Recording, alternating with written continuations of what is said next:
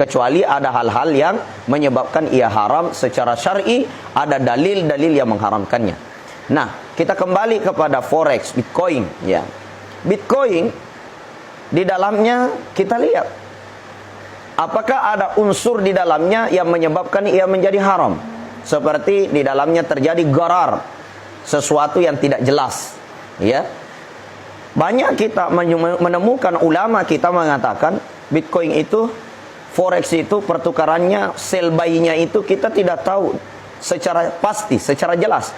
Menurut saya justru trading forex atau Bitcoin ini sangat jelas, karena Bitcoin itu sudah terdesentralisasi oleh suatu platform yang disebut dengan blockchain, ya.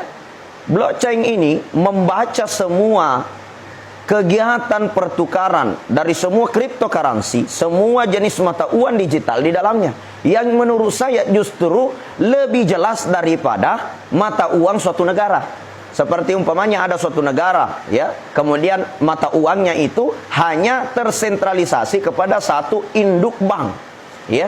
Akan tetapi dengan cryptocurrency ini memiliki satu buku besar yang disebut dengan blockchain, ya. Itu semua keluar masuknya cryptocurrency seperti Bitcoin, Doge, Ethereum, USDT, semua itu terbaca, Pak, sekecil apapun di seluruh dunia.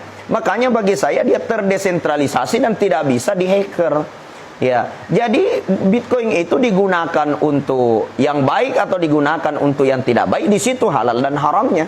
Nah, tapi pada hakikatnya Bitcoin itu adalah bentuk kupon digital, atau bisa disamakan dengan suatu voucher, ya, voucher digital. Nah, dan biasanya ada juga yang mengatakan dia haram karena kita jual beli apa di dalamnya, ya, kita hanya jual beli angka-angka saja, tidak ada barang katanya. Nah, jadi karena tidak adanya barang sehingga dinyatakan haram.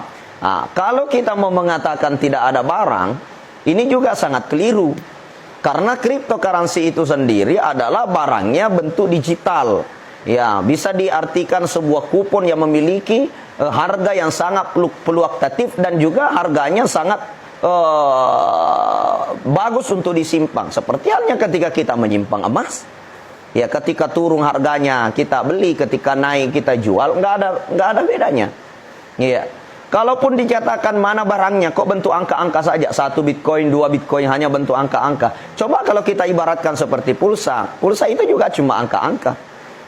Ya, ada nggak barangnya pulsa itu? Nggak ada. Dikirim ke HP hanya 10.000, nilainya 20.000, dipakai nelpon habis. Mana barangnya? Nggak ada. Dia hanya bentuk voucher, bentuk angka-angka saja, bentuk nilai saja.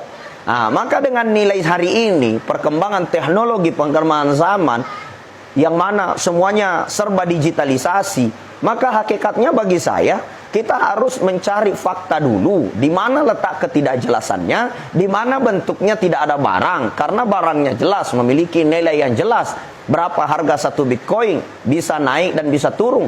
Apa yang menyebabkan naik sesuai dengan pertukaran masuknya dan pertukaran keluarnya.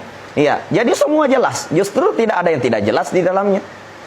Kalaupun dikatakan di dalamnya adalah riba, nah persoalan ribanya itu di mana? Ya, sedangkan kita hanya membeli sebuah voucher atau kita membeli sebuah aset digital yang biasa kita sebut dengan cryptocurrency, yang ada istilah Ethereum, ada namanya e-money, ada namanya USDT, macam-macam.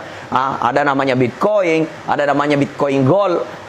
Ketika kita beli, kemudian kita simpan aset digital ini.